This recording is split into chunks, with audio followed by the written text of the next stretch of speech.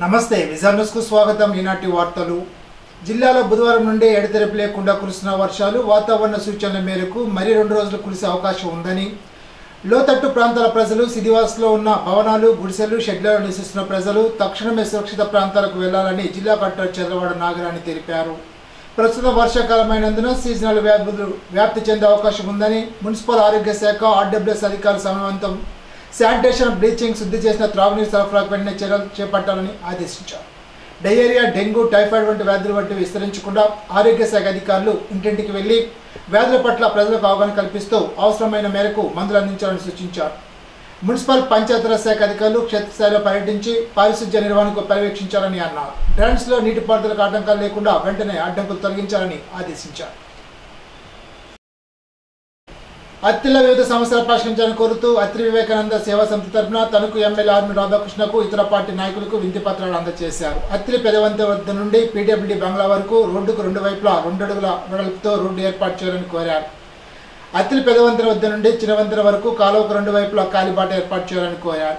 Atri Paluru dam నుండి degree కళాశాల వరకు సెంట్రల్ లైటింగ్ ఏర్పాటు చేయాలని, బస్టాండ్ పెదవంతెన వద్ద పోలీస్ పోస్టును ఏర్పాటు చేయాలని కోరారు. అత్తిలి బ్యాంక్ వీధి, సబ్ రిజిస్టర్ వీధిలో 1 వే ఏర్పాటు చేసేలాగా ఛాంబర్ ఆఫ్ కామర్స్లో సంపాదించాలని కోరారు.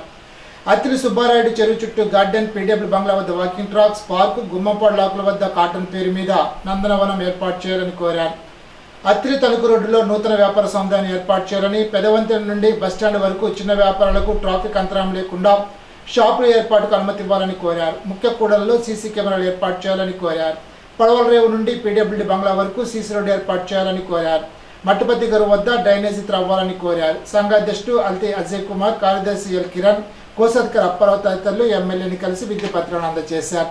మండల టీడీపీ అధ్యక్షుడు ఆన రాజనారాయణరావుకు, జనసేన అధ్యక్షుడు దాసం ప్రసాద్కు వినతి పత్రం ఇచ్చారు. సంఘం వారు ఎమ్మెల్యే ఆర్మీని సత్కరించారు. పని ప్రదేశంలో మహిళలను వేధిస్తే లైంగిక వేధింపుల చట్టం కింద చర్యలు తీసుకుంటామని ఐసీడీఎస్ తణుకు ప్రాజెక్టు అధికారి బి ప్రమోద్ కుమారి తెలిపారు. అత్తిలి మండలం తిరుపతిపురంలో గల ఏవీఆర్ మెరెన్స్లో మిషన్ శక్తి కార్యక్రమాన్ని నిర్వహించారు. మహిళలకు గల హెల్ప్ లైన్ సద్వినియోగం చేసుకోవాలని కోరారు. పర్యవేక్షకురాలు ఎం శ్రీదేవి 100 రోజుల కార్యక్రమాన్ని జయప్రదం చేయాలని కోరారు. మహిళా సంరక్షణ కార్యదర్శి రాఘసుధ, అంగన్వాడీ కార్యకర్త పార్వతి, లలిత కుమారి, చంద్రిక, మాధవి తదితరులు పాల్గొన్నారు.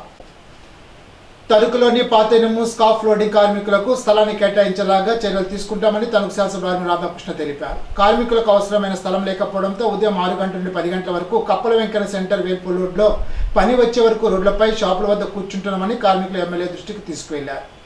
లారీ వచ్చిన వెంటనే లారీపై వెళ్లాలని, అప్పుడు తమ సైకిల్లో, మోటార్ సైకిల్ ఎక్కడ పెట్టాలో తెలియడం లేదని తెలిపారు. కూర్చోవడానికి స్థలం కూడా లేదని ఎమ్మెల్యే రాధాకృష్ణకు చెప్పారు. ఎమ్మెల్యే రాధాకృష్ణ సానుకూలంగా స్పందించి అధికారులతో మాట్లాడి స్థలం ఇప్పించే బాధ్యత తీసుకుంటారని భరోసా ఇచ్చారు. తణుకు శాసనసభ్యులు రాధాకృష్ణ క్యాంపు కార్యాలయంలో పలు శాఖల అధికారులతో సమీక్షా సమావేశం నిర్వహించి నియోజకవర్గంలోని సమస్యలు, వాటి పరిష్కారాలపై చర్చించారు. నీటిపారుదల శాఖ అధికారులు, కాంట్రాక్టర్స్తోనూ రోడ్డు భవనాల శాఖ అధికారులతో సమీక్షా సమావేశం నిర్వహించారు. రహదారులు అభివృద్ధి చేయడానికి ప్రణాళికలు రూపొందించి సత్వర చర్యలు తీసుకోవాలని అధికారులను ఆదేశించారు. తణుకు, అత్తిలి, ఇరగవరం మండలాల్లో గల రహదారులకు సత్వర మరమ్మతులు చేయాల్సిందిగా ఆదేశించారు. గృహ నిర్మాణ శాఖ అధికారులతో సమీక్ష సమావేశం నిర్వహించి తణుకు నియోజకవర్గంలో ఇల్లు లేని వారికి, అర్హులైన ప్రతి ఒక్కరికి ఇల్లు ఇవ్వాలని కోరారు. గత వైసీపీ ప్రభుత్వంలో మంజూరు చేసిన ఇళ్లకు సంబంధించి బిల్లులు పెండింగ్లో ఉన్న వాటిని త్వరగా పరిష్కరించి వారికి బిల్లులు అందేలాగా చర్యలు చేపట్టాలని ఆదేశించారు. ప్రతి ఒక్కరికి హెల్మెట్ ధరించడంపై అవగాహన కల్పించే కార్యక్రమంలో భాగంగా హెల్మెట్ ధరించండి, ప్రాణాలు కాపాడండి నినాదాలతో తణుకు మున్సిపల్ ఆఫీస్ నుండి ర్యాలీ నిర్వహించారు. వాహనం నడుపువారు, వెనుక ఉన్నవారు కూడా హెల్మెట్ ధరించాలని తణుకు జడ్జి ఏవి నాగరాజు అన్నారు. ప్రతిరోజు ఎన్నో వందల ప్రమాదాలు జరుగుతున్నాయని, కేవలం హెల్మెట్ ధరించకపోవడం వల్ల ప్రాణాలు కోల్పోయిన వారు ఎక్కువ మంది అని తెలిపారు. ప్రతి ఒక్కరూ తెలియని వారికి హెల్మెట్ వాడకం గురించి తెలియచేయాలని అన్నారు. కార్యక్రమంలో senior civil judge Krishna Satyalatha, Nagaraju, Venkateswararao, Ajay Kumar, Tanuku town ఇన్స్పెక్టర్లు Nagaraju, G V V Nageswararao, traffic SI Jana Satish, court liaison Krishnamurthy, court సూపరింటెండెంట్లు, ఉద్యోగులు, ఆటోఫీల్డ్ డ్రైవర్లు పాల్గొన్నారు.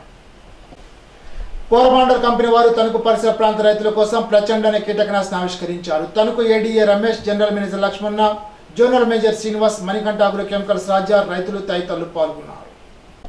అందరి శ్రేయస్ కోసం పాటుపడే వారి ఆర్యవైశ్యులని ఆర్యవైశ్య సేవా సంఘ జిల్లా అధ్యక్షులు కలవచల సుబ్రహ్మణ్యం అన్నారు. ఇరగవరం మండలం ఆర్యవైశ్య సేవా సంఘ నూతన కమిటీ ప్రమాణ స్వీకార కార్యక్రమం రేలంగి ఆర్యవైశ్య సంఘ భవనంలో నిర్వహించారు. ఈ సందర్భంగా సుబ్రహ్మణ్యం మాట్లాడుతూ ఆర్యవైశ్యులు చిరు వ్యాపారాలతో తమ ప్రాంతాల్లో ఉన్న వారందరికీ చేదోడు వాదుడుగా ఉంటారని అన్నారు. రాష్ట్ర ఆర్యవైశ్య మహాసభ ప్రచార కమిటీ కార్యదర్శి గొంట్ల గణపతి మాట్లాడుతూ ఆర్యవైశ్యులంతా సమిష్టిగా ఉండి ఇబ్బందులో ఉన్న ఆర్యవైశ్యులకు అండగా నిలబడాలని కోరారు. నూతనంగా ఇరగవరం మండల ఆర్యవైశ్య సేవా సంఘ అధ్యక్షుడిగా ఎన్నికైన కారుమూరి మల్లికార్జునరావు మాట్లాడుతూ పదవి బాధ్యతను పెంచుతుందని, అదే కట్టుబాటుతో సంఘం పరిషత్తో పాటు సంఘ సభ్యుల అభివృద్ధికి పాటుపడుతుందని స్పష్టం చేశారు.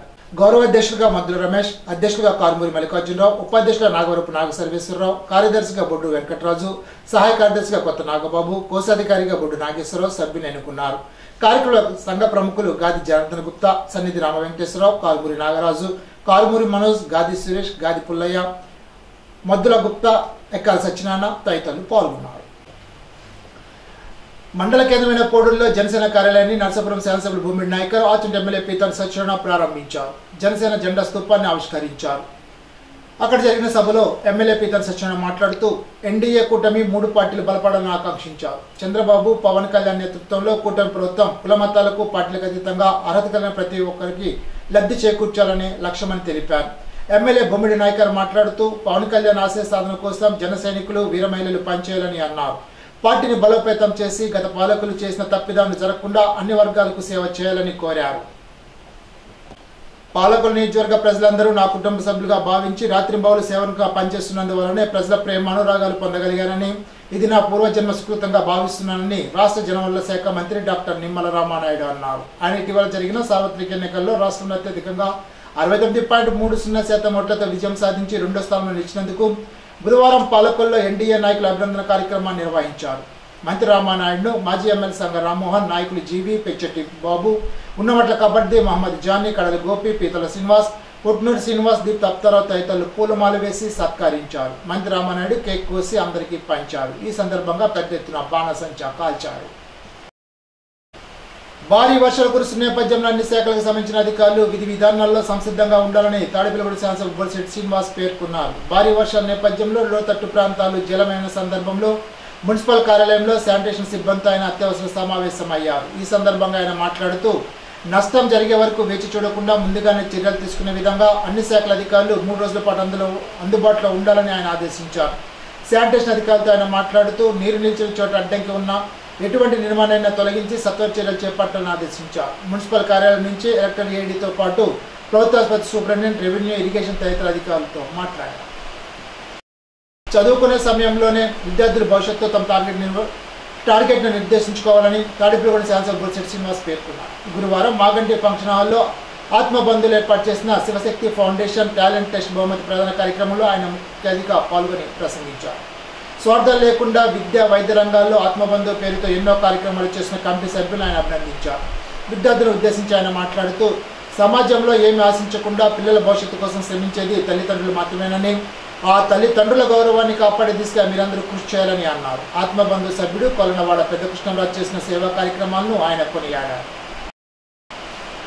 గోదావరి జలాలు, సముద్ర తీర ప్రాంతాల్లో వ్యర్థ పదార్థాలు పారవేయడం ద్వారా జరుగుతున్న నీటి కాలుష్యాన్ని అరికట్టవలసిన బాధ్యత ప్రజలందరిపై ఉందని తాడేపల్లిగూడెం శాసనసభ్యులు బొలిశెట్టి శ్రీనివాస్ పేర్కొన్నారు. గురువారం నరసాపురంలో పశ్చిమ గోదావరి జిల్లా కలెక్టర్ నాగరాణ్ అధ్యక్షతన జరిగిన Andhra Pradesh coastal zone management authority, Andhra Pradesh కాలుష్య నియంత్రణ మండలి సమావేశంలో పాల్గొని ఆయన మాట్లాడారు. ఈ సందర్భంగా సముద్ర తీర ప్రాంతాల్లో జరుగుతున్న అభివృద్ధికి ఆటంకం కాకూడదని అభిప్రాయపడ్డారు. తాడేపల్లిగూడెం నియోజకవర్గంలో సమస్యలపై ఆయన వాతావరణ, పర్యావరణ మంత్రిత్వ శాఖ అధికారుల దృష్టికి పలు సమస్యలు తీసుకువెళ్లారు.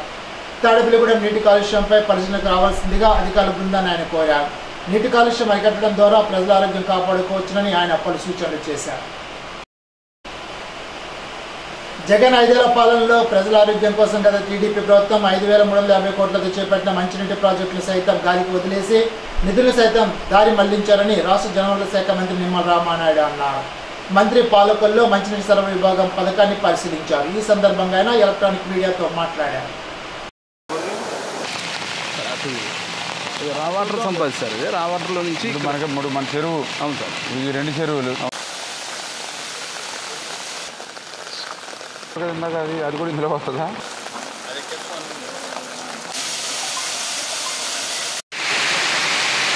ముందు దారుణంగా ఉంది సార్. మీరు చెప్పినాక మొత్తం క్లీన్ చేశారు. ఇదా ఒకటి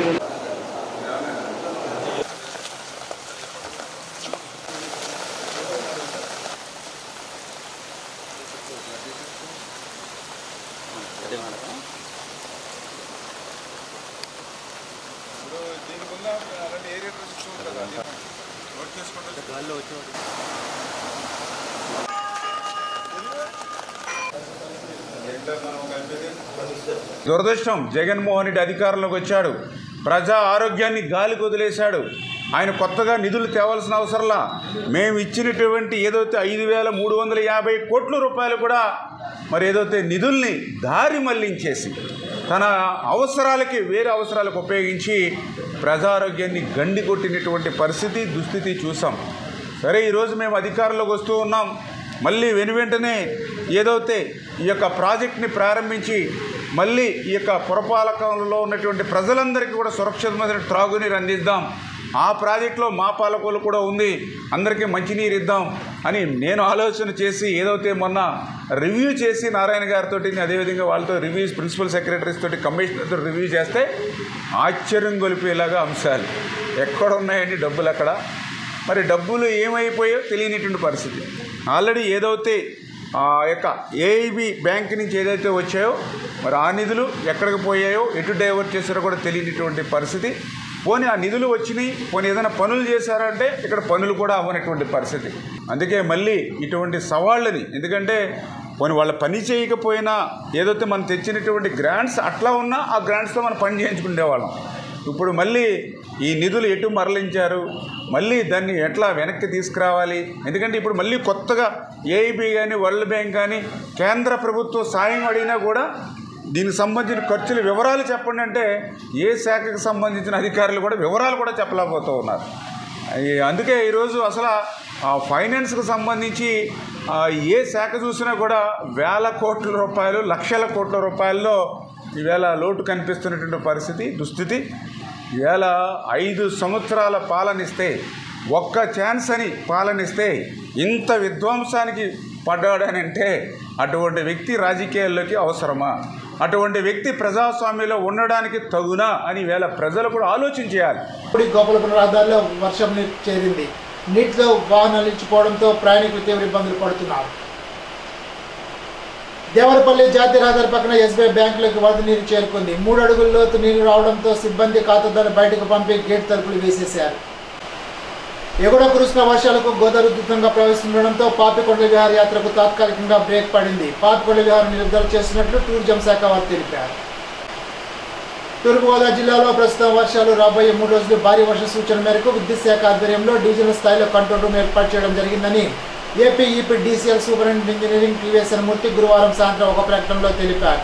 విద్యుత్ సమస్యలను పరిష్కారం చేసే దిశలో భాగంగా 24/7 సిబ్బంది అందుబాటులో ఉంచడం జరిగిందని తెలిపారు. జిల్లా కలెక్టర్ ఆదేశాల మేరకు డివిజన్ స్థాయి, జిల్లా స్థాయిలో కంట్రోల్ రూమ్లను ఏర్పాటు చేసి అధికారులు సిబ్బందిని సమన్వయపరుస్తూ అత్యవసర సేవలు పర్యవేక్షించడానికి తెలిపారు.